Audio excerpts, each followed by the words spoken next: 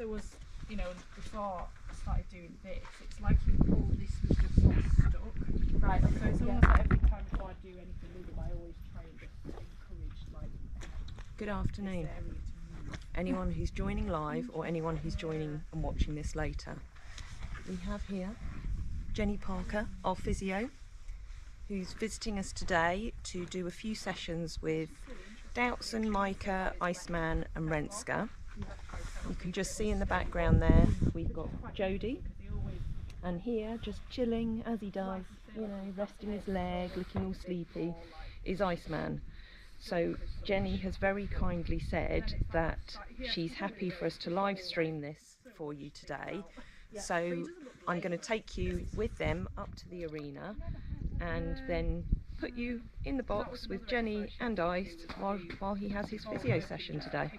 But ask questions as always. Good morning Katie, good morning Tara, and one of us can relay the questions to Jenny if you've got anything that you'd like to ask.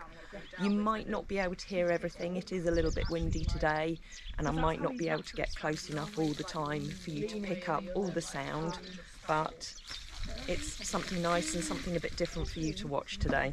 Hi Karen, good morning, or good afternoon, it is now. Anyway. Hey Jenny, you can turn around and say hello to everyone now. Interrupt your intro. Not at all. Good morning Nancy Good as morning. well. Or good afternoon. Yeah, around the world where everybody is. Right, should we take him up and have a little look at him move? Absolutely. Let's do that. We were just having a chat, everybody, just talking through where he is from the last time I saw him. So interestingly enough, last time I saw him, we were working on building some hind limb strength, trying to get him to relax through his shoulders.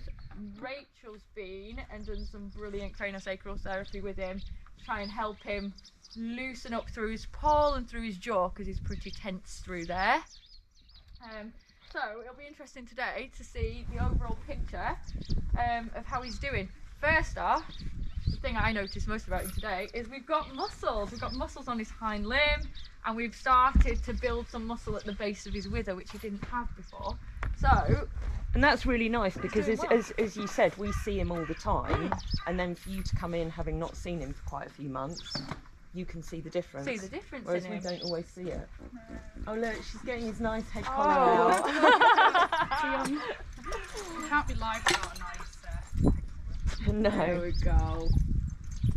Katie, satellites, you can't live with them and you can't live without them. I hope this feed is working well enough. I hope the satellites aren't playing up. Hi Trish. So let us know whether you can hear the sound okay. And if you've got any questions, please ask, and I'll do my best to answer as we go along. If you miss anything or you're interested in anything, do ask. Fantastic. Right. Let's have a look at him move.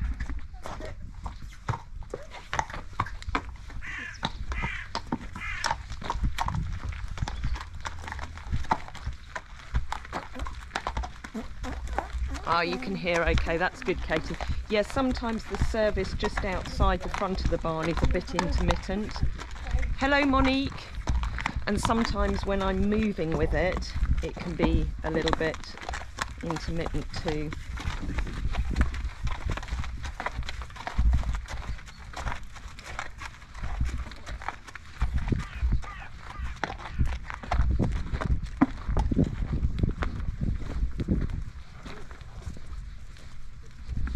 Okay, so we watch him walk first, so walk away and then walk back to me, and I'm just looking for his stride length.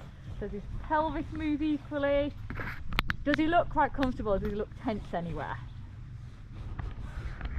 So he has already been worked this morning, so he's probably quite flexible, and his muscles are already warm, which is good. But you can see he's quite narrow in front, which is normal for him, but it's just noticing all these conformational things that will make a difference to the way he moves and then ultimately the way he feels. And then Jodie will trot him away. He doesn't want to trot today. Do I need to go and chase him a little bit? There we go. So again, does his pelvis move equally? Is his tail central? And then what does he do as he comes down in his transition from trot to walk? Does he collapse, which he used to do that? He doesn't now. He holds himself quite stable. You can see he becomes a little bit wider at the trot, which is good.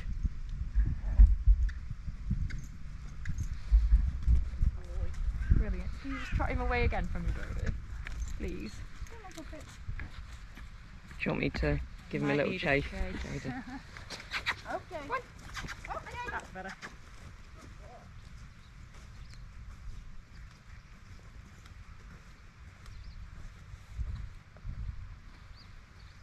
Good, that's fine. You can see when he comes down, he did it there, he just collapses a little bit on that left side, which is something Rachel had picked up on. Brilliant. Good. So overall, it looks good. There's no lameness, which is great. That's the number one thing to check for. And from my point of view, he looks pretty free in his movement. He just lacks that stability when he's coming down in his downward transition. It's not every time, so that's already an improvement. But the left hind did it just then. And he just collapses onto that fetlock a little bit more. But much more stable behind. He's much more equal. His pelvis is moving nice and equally. I wasn't watching so much. Is he not dropping as much with that right side as he was? Yeah. No, he's pretty equal. It's just his transition. He'll occasionally collapse onto that left side, but the right is pretty stable. That's pretty even behind. Yeah. He's built up a good amount of strength. I mean, it's still building, and it will be for a long time because he's still young in his work. There's a lot to come, but actually, through his body, he looks far more relaxed. He doesn't look quite as tucked up, and it looks like there's some bend now. There's some sway, whereas before he's very rigid. Yeah. Just so you know, we've got Lisa who says she can see the west coast of the US. Oh, brilliant. Lovely. Monique wondered, what will the physio session with Iceman be about today? Well, we're going to find out. We're going to find out. All will be revealed. That'll be the interesting bit. Comes when I put my hands on him and we find out what's going on. So yes, we're going to find out. Right, let's take him in and have a look then. Come on, puppet. Come on. Good boy.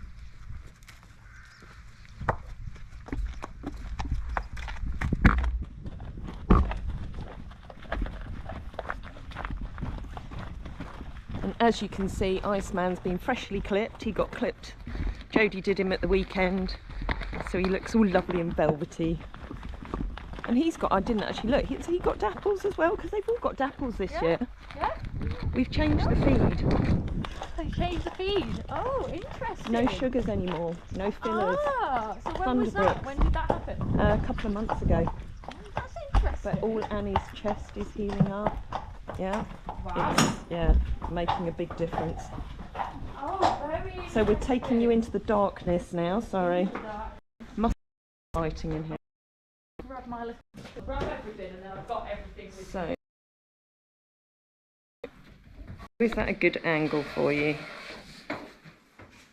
Now sometimes the service goes a little bit intermittent in here, so do tell me if that's not good or whether you can still hear us. Nancy, you're absolutely right. The fact that his tummy feels better now is going to help, and he'll be having another scope at the beginning of November so that we can see whether the I can't remember the name of it. What's the name of it? Jodie's going to have a look. So the supplement that he's on at the moment, we're going to see whether the ulcers are coming back.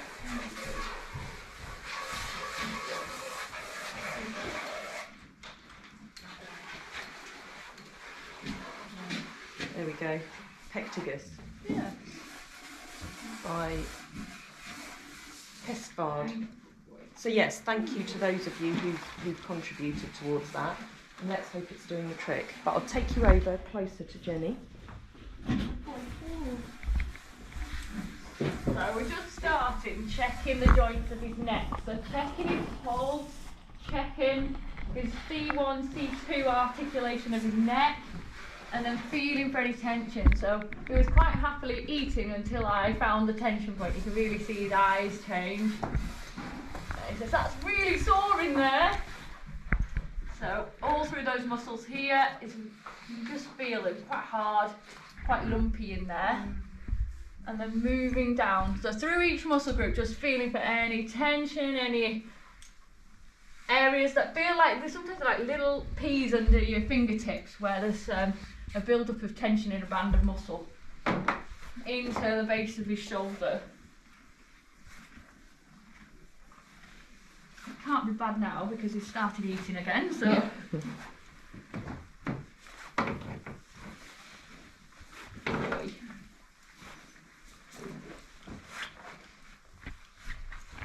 Hi Charlotte.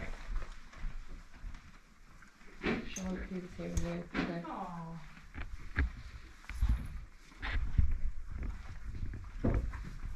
You can see, just move along his back. You know, quite sore there behind his saddle. See him react. I'd expect that, given how he started to put on some muscle. So it's just like us when we start at the gym. You start to feel a little bit tense and a bit sore when you start using muscles that you haven't used before, and that's no different for the horses. Good boy. Not enough to stop him eating though. No. Quite happy. It was quite fascinating when I was clipping him that I could almost see the places where he's a bit more sensitive, and it was again almost coming up his back and that sort of area, and then as soon as I started on his neck it was here.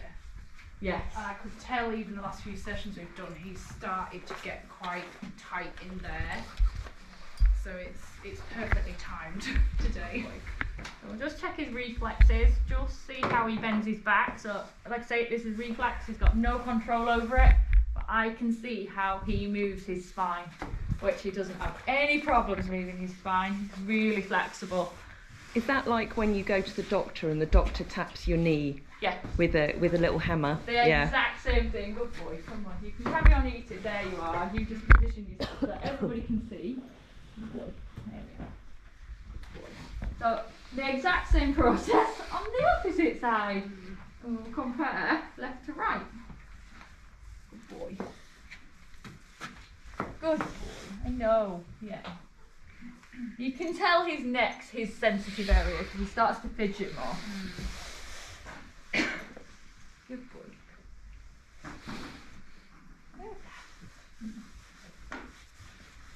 Good boy.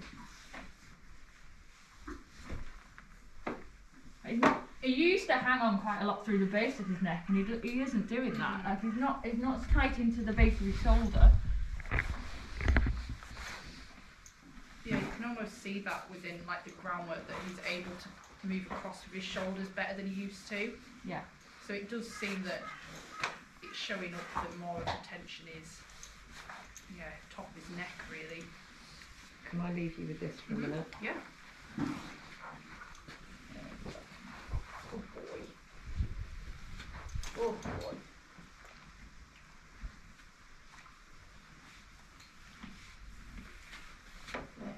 So yeah, I mean it's pretty much through his back. It's pretty much equal both sides. It's into his glute muscles. Right. So the muscles into his bum, basically. The ones that are the power muscles that he uses to push from behind. Yeah. They're a bit tight, which I would expect with how he's starting to work. It's what we want to see. Yeah, and I guess even because over the last few weeks he's been doing more. Because he laid off the work a bit, obviously, with the treatment of his ulcers. Yeah. And then when he started up again, we've been doing more of just the pole work, like walk, a little bit of trot. So it's almost, I guess, he's having to use that more to step through, which is really nice to see. Good. That's what we want to see. We want to see him build that. Good boy. Come on, go back, good lad. That's a good boy. So what we'll do, we'll start on his neck first because I know he's not going to like this as much. And it is just working through those muscles. Like I say, Rachel's done her bit, which is fantastic because it's really helping him let go through his TMJ. Yeah. But we just need to look at these muscles a bit deeper in his neck. So I'm hoping the two combined will have a real positive impact for him. Good boy. Yeah, it's almost like his alignment's got better, but there's still that underlying muscle tension. Yeah, and I mean, that's the thing, that's why to be effective you kind of have to have the two, you have to deal with the muscles as well, because to try and just affect the joints, it's a bit futile, because then your muscles start to pull those joints. Yeah, exactly. Again, and they end up back to square one. Yeah, I guess because she did quite a lot of work on his head, but whether it could be that it's, you know, he's aligned better, but then it's making the muscles work differently, so it could be causing a bit of tension in there, I suppose. It could be, yeah, absolutely. Because he almost used to do it a lot on the left rein. He'd look to the outside, but he doesn't seem to do that as much now. But you can tell there's still a lot of tightness in there, and you have to work really hard for him to release. It's always difficult to know what's naturally him and what's just he's young and it's his lack of training. You know? What's him just trying to get his balance, which they do, they use their neck for balance. Good boy. I know. But it's interesting even with his rug, because last winter his rug always tipped, his rug.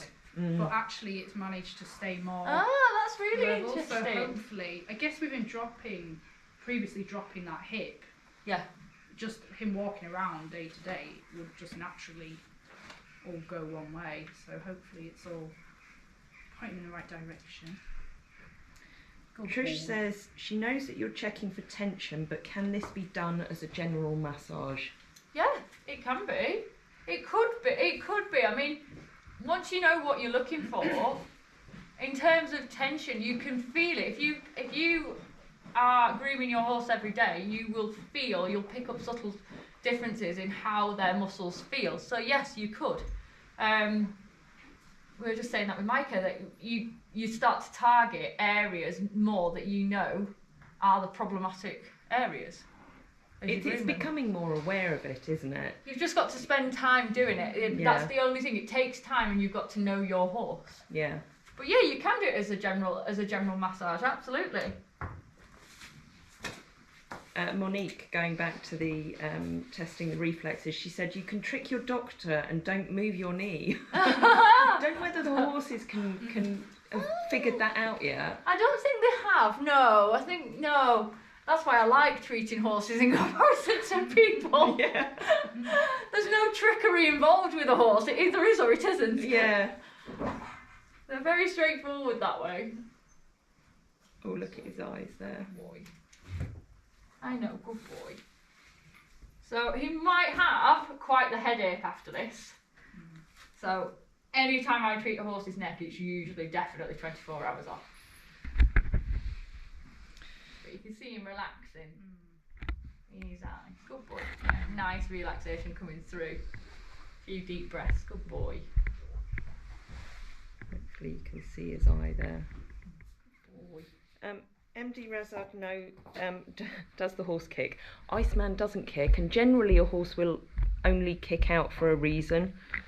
But Frisians, I always say they're the least likely to kick or bite you out of malice. There's not most horses. There's no malice. And usually, if they're kicking out, they're actually trying to tell you something. Hi, Lindsay.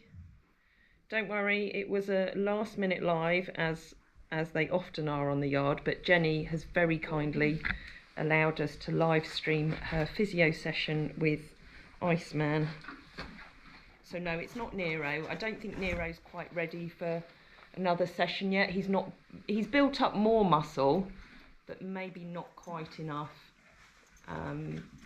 But yes, we will be getting Jenny back to do a second session on him, because when I can't even remember. I think that was February. I think it January, was. February time that you. I think it was. It wasn't last time. He wasn't on this last time. No. Morning, Linda. Good boy.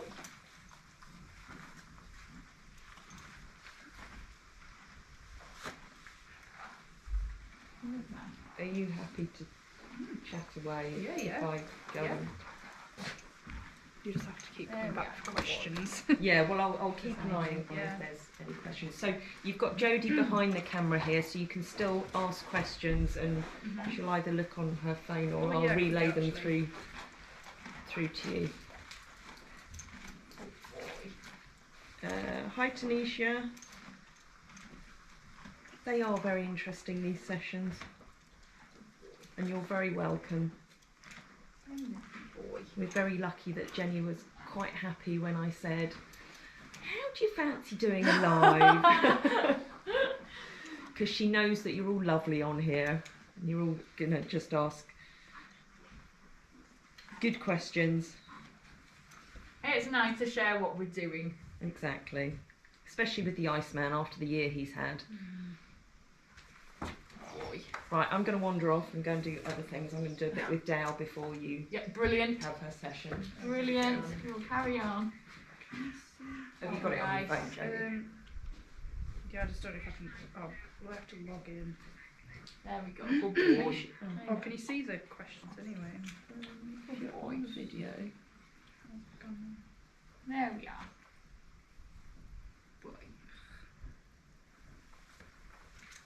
Give you a gentle stretch. Good boy. I know. I'll give you a stretch. Good boy.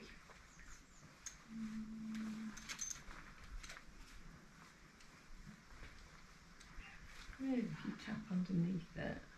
That's a good boy. Oh, it usually shows the question. I think it would. Some people can. Good boy. Do I need to go full screen?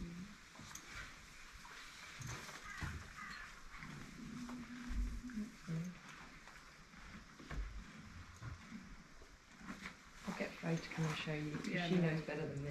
Yeah, I'll probably just log in. That might help. Very technical minded. The joys of technology. I know. There we are. Good boy. Well done. Right, let's log in. Switch account.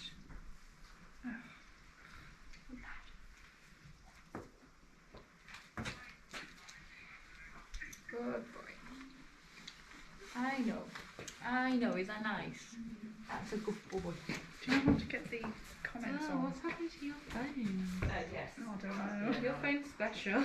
Why is it doing that? I don't know. Do you have the app? That's probably why I need to get the app. Because I deleted it because it was Yeah, you I'll need get the app, I right. think. Sorry everyone. I will get there eventually.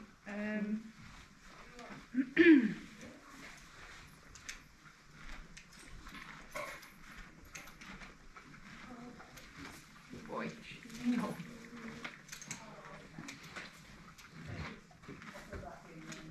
Good boy. There we are. I know. For now, until it downloads. I've got about 8%. Should last you now.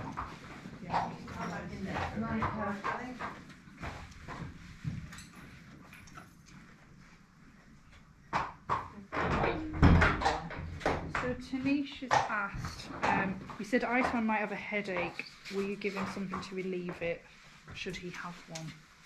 No. I don't think he'll need anything to relieve it. He probably will have a headache, absolutely. The only thing we do is just leave him quiet for 24 hours. Yeah. Just so that it gives a chance for the tension to settle and the soreness to settle. Yeah. So I guess it's just, like people, if they have a bit of a tension headache. Yeah. They generally don't need anything for pain relieving wise for it. No. But it is just a little bit sore. I wouldn't advise anybody rides him or puts a bit in his mouth or a bridle on or anything like that. And it's one of the things I do check. So I always ask what the plans are for the horse, and generally if anybody's got any upcoming plans the day after or even the day after that, 2 days post treatment, we just either don't treat them or just stay clear of any areas where there could be any adverse effects. Yeah, that's it. Because we always think ourselves will always work them before you arrive or the day before, so then we know they can always have the day off afterwards, regardless as to what.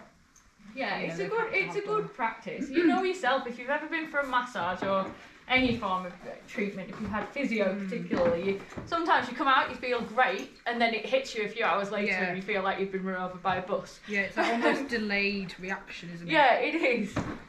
And the next day can sometimes be a bit challenging, so it's nice just to give that off and then they don't have to worry about it. It's knowing the horse. I mean, there are horses we do see for performance that are due to compete the next day, and we just tweak what we do. Yeah, if you know that they're having to work. You've just got to know your horse and know what the expectation is. Yeah, exactly. There we are. But you can see he's really chilled out now. He's quite happy eating, it's a really interesting one, because sometimes when I'm treating horses' necks, I don't allow them to eat. But him, I'm quite happy for him to eat, because he tends to be even more tense if he doesn't have a distraction, so he's actually helping me by eating at the moment. It's giving his jaw something to do. Yeah, because he is very much a horse that's he's always wanting to be doing something. Yeah. Especially if something is just, it's not really, really comfortable, he gets a bit like, oh, I don't like that, and so it's just keeping their brain busy, I suppose, isn't it? And well, that's it. Otherwise, it just turns into a battle of who can tense up the most while you're trying to relieve the tension. Yeah. Linda said, headache aside, the horse must feel really good. Yeah. Yeah. Absolutely.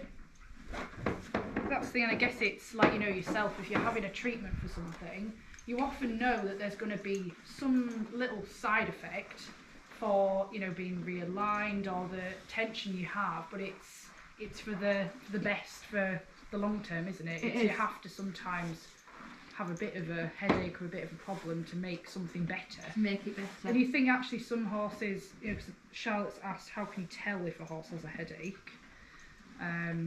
You can't really, I mean there are behavioural signs that give you a good idea. I mean, any form of tension around their head and neck, there's a good chance it'll give a headache. Yeah. But I just know that I'm going quite deep into his muscles, and I know already he's quite tense up there, so there's a high likelihood that that's what he'll end up with.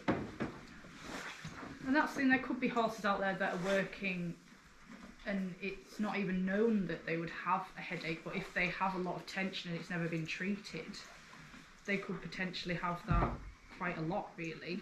And they, you know, they're so stoic, aren't they, that it's not often until you see a change in their character or that you can think actually there may be something going on in there. Yeah, the only way they can show us is through their behaviour, and sometimes it's so subtle. It can just be a flaring of a nostril in some cases. It doesn't have to be the head shaking, get off me, classic signs of pain. It can be very, very subtle. Right, we'll move round and we'll treat the other side.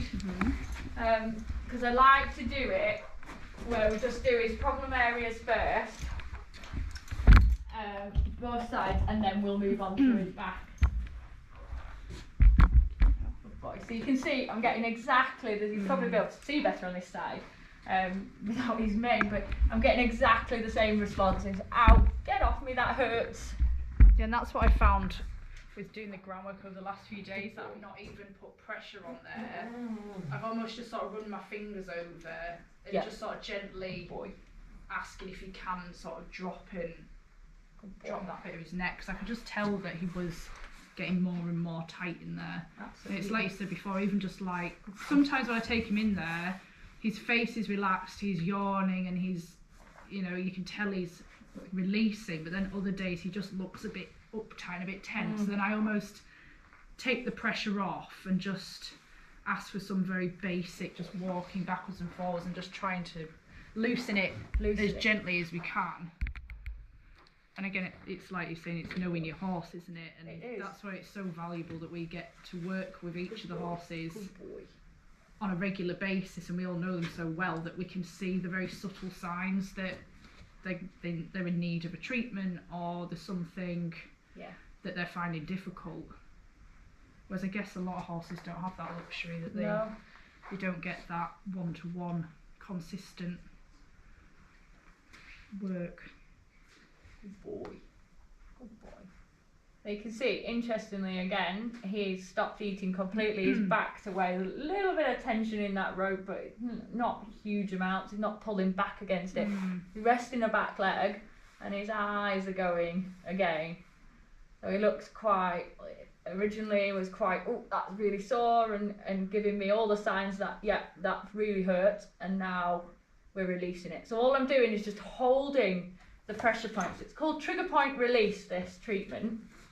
And it's just like, like I say, it can feel like a P under your finger through the muscle, and it's just a really tight band of muscle.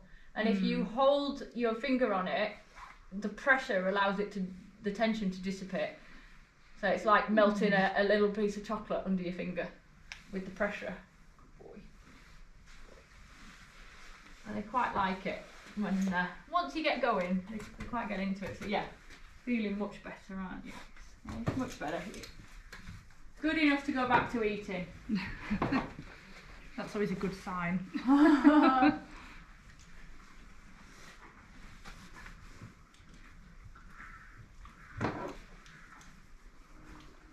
mean, it's just little things. There's nothing too major with him, you know. Like I say, his movement's all good. Everything's improving with Ice. It's just little tweaks that we've got to monitor and keep him as comfortable as we can.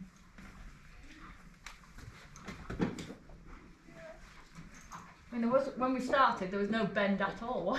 No. It's easy to forget where you've come from. Well, yeah, this is it. And you look back, you know, even from last time you were here or the sessions before that, and it was almost, there were so many different things with him, whereas now it's almost targeting one area that's the sort of problem area.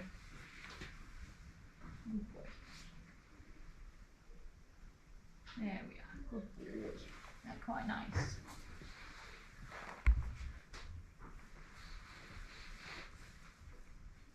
There we go.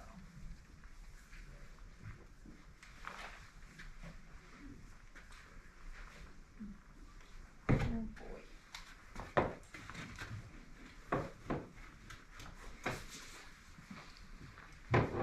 You've done a really good job of clipping it though, Jodie. I'm impressed with this clip. Oh really? It was a rush job, because every time I try to clip a horse it starts raining. Oh no, no. So I started outside, and then I had to bring him in here and carry on. But yeah, luckily I left his neck till last because I knew that he'd be a bit more tense with that, and I could tell straight away that he almost anticipates it. So it's just me then being really explaining to him that I'm not putting loads of pressure on, I'm just going to get it done and it's fine. Yeah. And that's the thing with him, he often, like he did just then, he sort of goes up and he's like stuck, and then as soon as he knows that it's going to be fine, he goes, oh okay. So it's just giving him time and patience. But yeah, they've clipped really well, and even, yeah, like we're saying on the coats, like they're just looking so good. Yeah, they really are. Obviously the new feed's doing the trick. It's always nice when a feed change works out. Yeah, no, I think it's a massive, massive difference.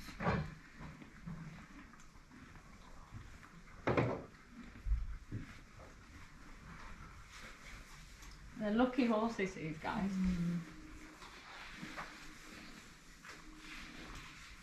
I don't know if the comments are just not coming through or no one's commented. I think because the signal's a bit dodgy. Probably because we moved across. We'll just try and get some signal, and then we can see if anybody's got any more questions.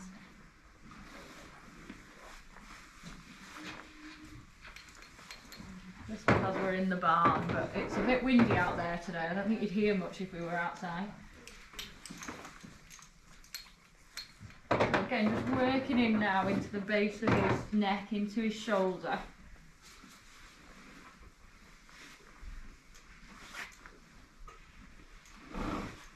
Oh, that was a big sigh. Nice. Nice bit of relaxation. Good boy.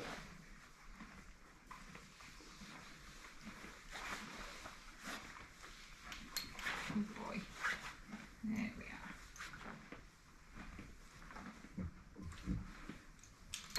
Good boy.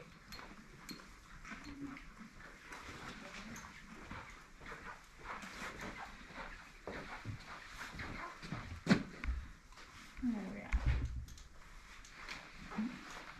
So what exercises would you recommend that, or stretches or massage, what would you recommend that I sort of do with him? Massage wise, so I've massaged these muscles up here. The ones up near his pole, massage through there. So really get him used to. So we were talking earlier about using the massage whips with the roller balls in. Yeah. They're really good to just do a good massage of his neck in a circular motion. Yeah. Just to keep these muscles nice and supple. And it'll just get him, because it's his tender area as well. Yeah. It'll just get him used to being touched there, and it's not going to hurt. Yeah, exactly. So it's just a familiarisation thing as much as a therapy thing as well.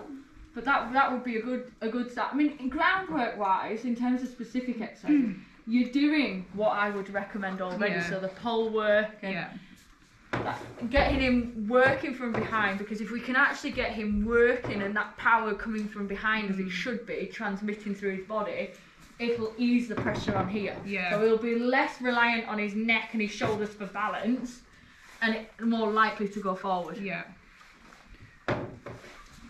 So it's one of those things where people always think that you give exercises for here, and you can to stretch it, and you can do a lot to stretch it. So you, like the typical carrot stretches where they're stretching down between the fetlocks and then round to the girth at each side. They're good to do, but in terms of work, it's really getting them working from behind.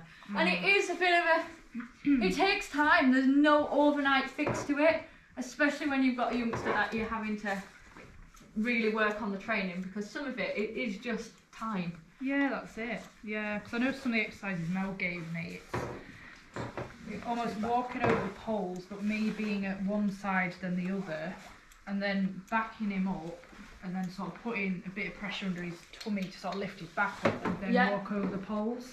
So it's almost like him learning to independently actually walk in a nice posture, without me sort of being there to sort of micromanage him.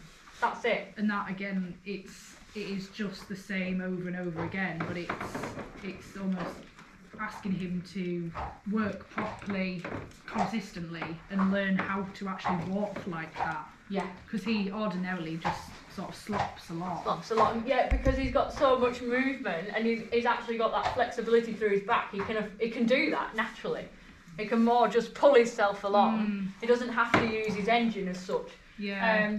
But I think where we probably struggled before was the fact that here in the midsection he's been uncomfortable. Yeah. So actually getting him to engage and lift up, he can't. And if they can't lift up and engage and flex the back, then they can't bring the legs underneath and push.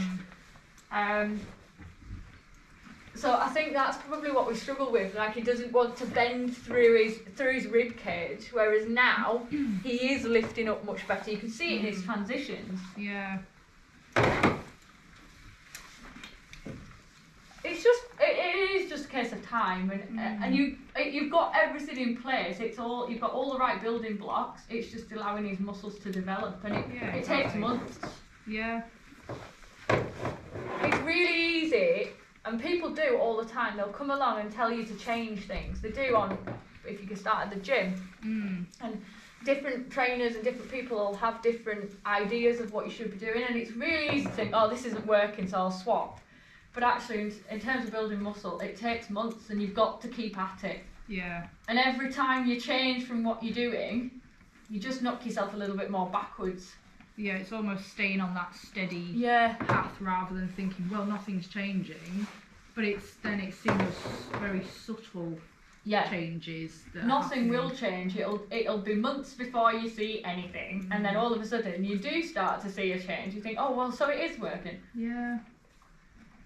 Like when people go on diets, and you see people and say, oh, it's not working, it's not doing anything. Because it takes time, it's not overnight, but eventually down the line people say, oh, you look like I've lost weight. And it's the same for horses building muscle. Yeah, it's that sort of mindset of you want a quick fix, but nothing's a quick fix.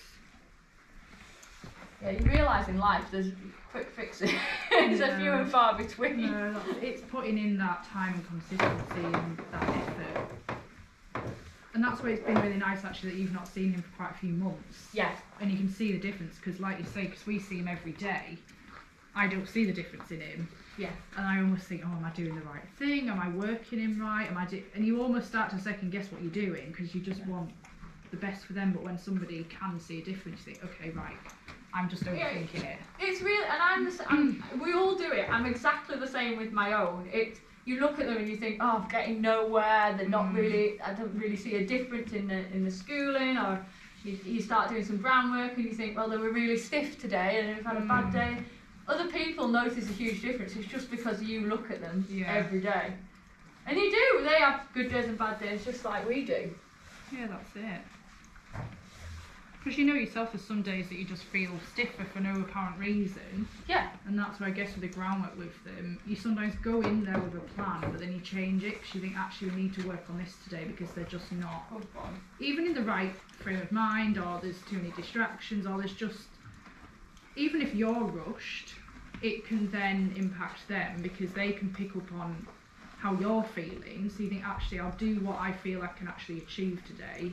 Yeah. Rather than trying to push it and feeling frustrated because you don't feel that you've done what you set out to do. And that's why we're almost making this plan for the winter, that we can have some very basic exercises that we can do, sort of the bare minimum, and then on days we've got more time, you can push the other work more. But it's almost that thing again of you feel like you're not really achieving anything, but even just those little stretches will help with the muscles and just how they're feeling. Yeah, I think with winter for us, you've got to be realistic in terms of what you can do. There's only so many daylight hours, and the weather's a whole other thing, isn't it? It just depends what we get weather-like. So I think if you're realistic in terms of what you set and just dealing with what you know each horse has an issue with, and even if you're just doing that little bit of 10 minutes of groundwork, it still builds up. Yeah, that's what we were thinking, like with the boys this winter, because they've got that lovely new area now. We could even do a bit of groundwork in there, or just take them down the lane. Yeah. Because that saves so much time, even, having to bring them all up to the yard and back down. It means the difference between them all having their stretches and exercises in a day. So it's just making life more manageable and more time to actually spend quality time doing the things that we need to do with them, rather than thinking, oh, I need to spend hours and hours doing this and that and the other. It's that little things and often. It is little and often. I see a lot of horses that I work 5-6 days a week and they're in a full schooling, and it's actually interesting. I was having this conversation last night with someone, that the amount of people at the moment are saying, oh, I had to clip my horse really early because they were really sweaty, and my 40-minute schooling session, they're really sweaty, and what are you doing for 40 minutes? Because when it's done 20 minutes of good, that's enough. Yeah, that's it. And I sometimes think it's quality, not quantity. Yeah. You don't have to be pushing them really hard. If they've done nice work, that's enough. And sometimes that can be got in 10 minutes. Yeah, exactly. Yeah, it's not going in there with a time set. It's almost, once you've achieved what you've been looking to do, you're done. That's great. And it's having that different mindset towards like the training, isn't it? I suppose. I think it is, and it's looking for subtle differences. I mean, with the groundwork, it's the key element of building towards the ridden work. Yeah. And unfortunately, so many people miss that now. It's gone out of fashion. A lot of people find it incredibly boring, but if they're not able to carry themselves and they're not physically strong enough through their muscles to be able to cope with just basic groundwork, you can't progress them to ridden, can you? No. And that's where I always think on the ground, you can see so much more, obviously, because you're there with them.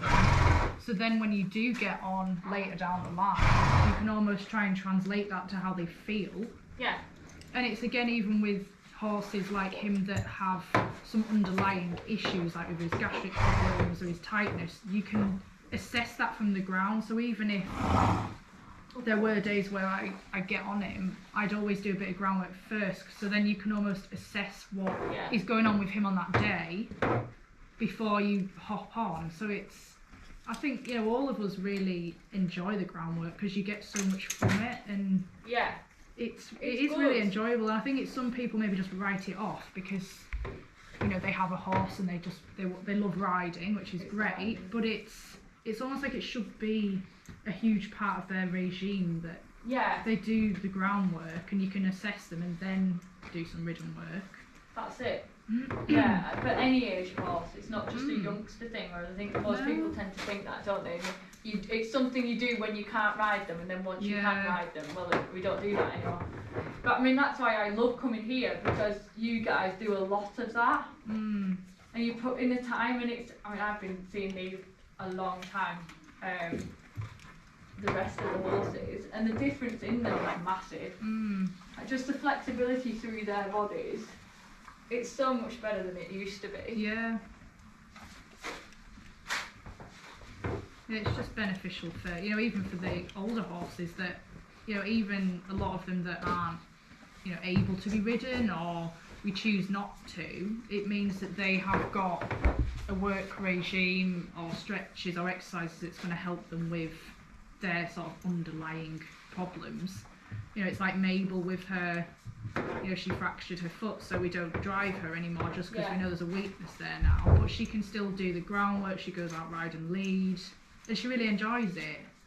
So it's each of them, and they're getting some form of, so even if it's once a week, and you can, it's almost a time where you can bring them in and you can almost assess them and think, okay, how are they feeling, how are they doing, and it's just good all round. And you just wish that more people would know about it. More people did it. I guess it is becoming more popular now, but you know, there's always times where you wish you'd known about it sooner, but I think all these things come at the right time, don't they? And you do what you can. I think they do. Things come along at the right time.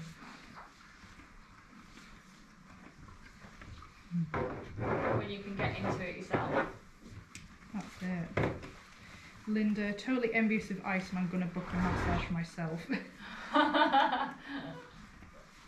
That's the thing, I guess, you know, massage for humans and horses is great. Yeah. And especially for riders as well, because again, we've been through that whole thing with like rider alignment and realising how much your weaknesses or the misalignment in your body can affect them.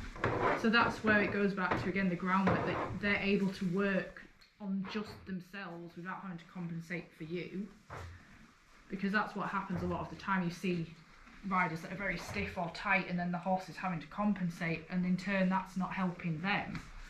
So it's all working together, isn't it, really? It is, exactly. Or you come across riders where they'll say, my horse is stiff on the right, and then you look at them and they're very stiff. They're right-handed for a start off, and then they're very right. Everything's on their right side dominant. And you think, well, the horse is just playing to your strengths. So of course they're going to do it. The horses are simple beings in that they do they take the path of least resistance. Easy things they will do. They don't have a complicated brain. They don't second guess things like we do. No, exactly. So they just work the easiest way that they can. So often you find, like, I'm called in to look at the horse when actually I need to look at both. It's useless to just look at one. Yeah, exactly, because you can almost fix the problem by dealing with either the ride, you know, it's not always the rider, but if they have underlying problems, it could make life so much easier for both of them.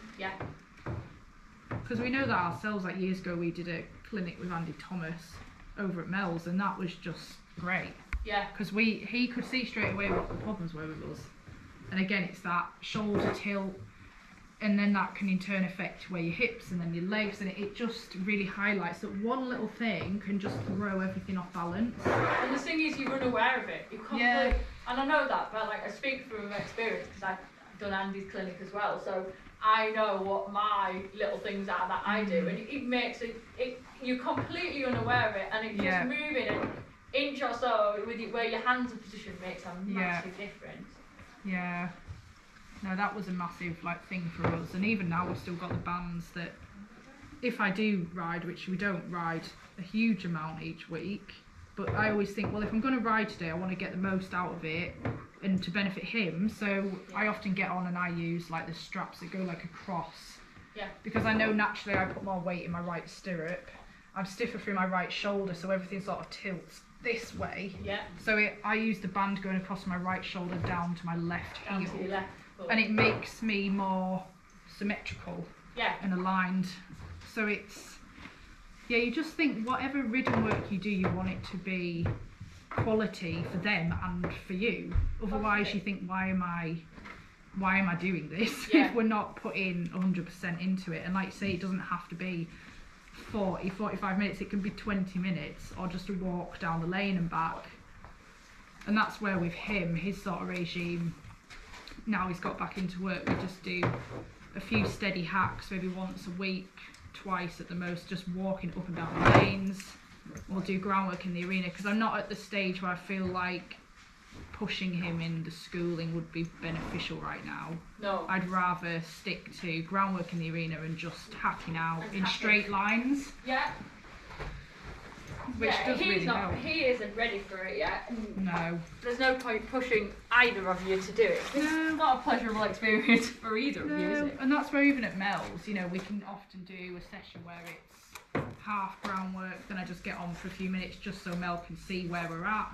But we're not quite at that point yet after all his treatments through gastric ulcers. So it's almost realising what it is that you're trying to achieve. And because we're in no rush to do it, you know, where some people are out there with goals that they want to go out competing or doing different things, but because we don't have that time pressure, we just feel like, well, what's the rush? We'd rather do everything that's right now, so they can have a, you know, comfortable.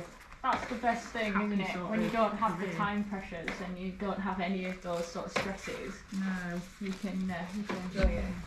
So what's that you're putting on there? So this is a pulse magnet. So it's got a magnetic coil in there which is pulsing down.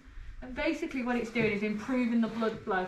So where I've been working and pushing quite hard into his muscles, releasing all that tension, this is going to push that blood around even more, get rid of all the waste products that we've broken up, get some new, fresh, oxygenated blood to the area, and hopefully calm everything down. And it's just a nice thing to finish off with when we've been working quite deep. So somebody asked about what can we do to reduce his headache. So this is, although I'm not giving him any painkillers as such, this is quite a nice one just to try and make sure he's as comfortable as he can be. Yeah, definitely. And he doesn't mind it at all. They don't like it generally being put on because they think, what are you bringing towards me? But he's not minding it at all, is he? Look, his eyes are quite soft. Yeah, it's almost like, again with him, it's that anticipation. Yeah. So it was like me with the clippers. I wasn't going to put any pressure on there, but it's that, I guess you know yourself, you've got a sore or achy place and someone's trying to put something on there, you think, oh no, don't do that. Yeah. But then once they know that there's not going to be any pain and it's not comfortable, they're like, oh, actually it's fine. And it's that, I guess it's the same within the ridden work or the groundwork, that if they have in the past, whenever they've done something, it's created that tension and it was uncomfortable, they almost anticipate that, and it's almost trying to rewire their brain that actually that isn't uncomfortable anymore. It's a really tough job. I was asking you earlier about what he does with his bit. Does he hold on to his bit? Is he quite tense in his mouth?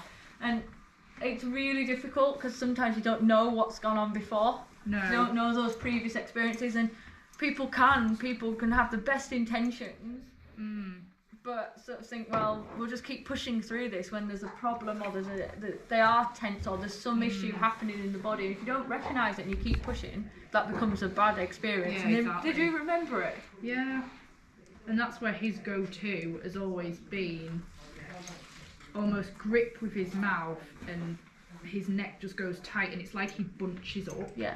And I remember back to when we first started with him and he'd almost rush everything because it's like he didn't have the strength to do it in the sort of correct, relaxed way. It was almost, I'll bunch myself together and throw myself forward. Yeah. He's a strange one because outwardly you'd look at him and you think he's the most chilled guy, like he doesn't He doesn't give you the visual appearance of a really tense horse, but we know, obviously, given his ulcers, it must be internally. Yeah. But as soon as you start moving him, then you find out, wow, he is actually really tense. Yeah. But he's not one of those that you would say is really spooky or what people would associate a tense horse to look like. He doesn't look like that. He's not on high alert all the time. No, it's quite fascinating because through the groundwork at Mel's, we were using like the tools to put the pressure points on, and with him, I had to raise it so high because he would just literally stand there and block it out. So you could see how much tension he holds inside his body, but on the outside, he's just stood there, but he's like, you can see that he's just like, you're not there, you're not there, you're not there. Yeah. So I had to really take it so high. Oh my God. There's a cat somewhere. For him to get any sort of reaction. Yeah. And then we got the reaction, and that's when you can bring him back down, and he then softens. So it's sometimes with a horse that's internally tense, it's actually really hard to release that. It's it's so difficult, and it's like with the ulcer situation. You'd be more aware of it with a horse that does show some outward signs. It's much more difficult with a horse that doesn't. He's just so stoic. Yeah. So Nancy's saying, my massage therapist advises lots of water right after to help flush toxins. Yeah. Yeah? Yeah, no, it's... Absolutely. I mean, these guys have access to water all the time, so, you know, that's something that they can have. But yeah, absolutely, for people, it works brilliantly. That. Yeah, and I guess even for horses, you could maybe put some electrolytes in their feed or something, I don't know, to try and hydrate. If you know, but the thing is, because these guys are out as well, aren't they? They are moving, yeah. They're moving, they're out, they've got that free access to feed and water. You know, that's always definitely a good thing to do. Monique, stretching is always welcome after any training session to help ease your muscle stiffness. Yeah. Yeah. And that's again the great thing about these guys, because some horses, you know, they're stabled and they go from their stable and then work, then back to their stable, whereas these guys are out in the field, moving around naturally, they work, then they go back out, or they may stand in afterwards, but that's always the best way, isn't it? They just keep moving and they don't seize up.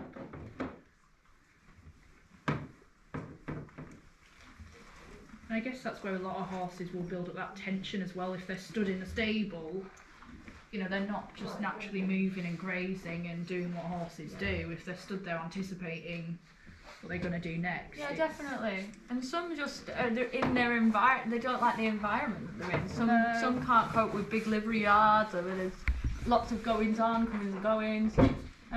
It doesn't suit every horse. Just like us, isn't it? Yeah. Sometimes people love living in the city. Some people hate it. Not everybody suits every environment. No. So that's why I think we are so lucky, that they're all just content. They're content, happy horses, and that really contributes to how they work, because they are happy, they're not anticipating anything bad, they're not stressed. Good boy. The name was there. Right, yeah, yes, and then when it goes over, then at least it's out the nails on the outside. Yeah, because otherwise we end up like 6 or 8 months off and not knowing which one's which, and then you have to lift them all off before you find the one.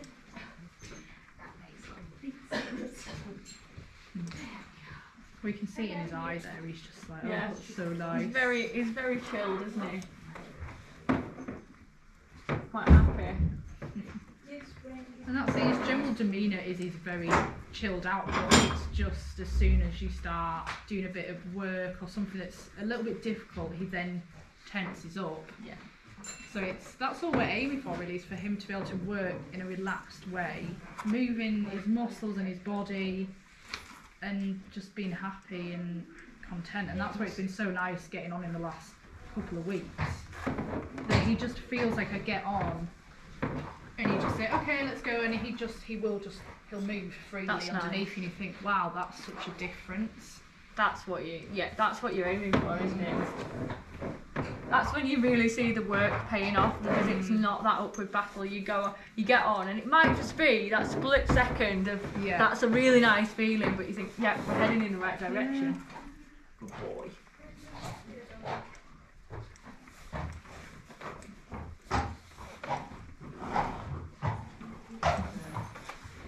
There we go. Much softer through there, so it's just nice to finish off with 5 minutes of that.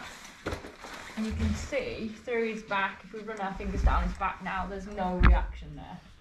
Quite nice and happy. That's a massive difference. Yeah, there's no reaction, so it's quite nice. It lifts up really well. Yeah, so we've cleared all that into his glutes. So it is just more of the same, really. Keep going, and we'll monitor him as a whole. And obviously, as Rachel and I are keeping an eye on that, and hopefully, between us all, we can get him more comfortable and working a bit better. Yeah, oh, that's great. No, it's good. Good boy. He's very chilled anyway. You can see he's not minded any of that really, have you? Just the initial bit here. Good boy. There we go. All good? All good? All good? He's a very good boy. We knew he was going to be. Well, of course. Yeah. He always is. Yeah. There we are. Everything. Yeah. Have you gone through all of that? Yeah, we've gone through. Yeah, it's more of the same, to be honest. Yeah. There's nothing to. Everything's heading in the right direction. His back is just because he's using himself from behind, so I'd expected him to have some tension through there with the way he was moving. But and his neck is just ongoing. But other than that, there's nothing too much. It's just general maintenance. Okay, Got all everything's in place that he needs to be doing. It's just time. So is he having tomorrow off? Tomorrow off. Yeah. Yeah. That works well, doesn't Yeah. it? Yeah. And then okay to go to Mel's on Thursday? Yes. Yeah. Yeah. We are there Thursday, aren't we? Yeah. Excellent. Wonderful. Right, well, thank you everybody for joining, whether you're joining live or whether you're joining later, and thank you especially to Jenny for letting us film you on Hopefully the it's session. been useful to everybody. That's good. Very useful. It's quite nice to have company sometimes. Yeah, we just said thank you, that was interesting. Katie, that was interesting. So yeah, everyone's really enjoyed it. Good. That's Yeah. what we like. And it's nice to have those questions of sometimes things that we all take for granted and think that that's normal. Surely everyone knows that. And it's just nice to have other it's questions. nice. It's nice. Yeah. So thank you all, and we are going to end this live now, and we're going to get Jenny working even more because she's got doubts and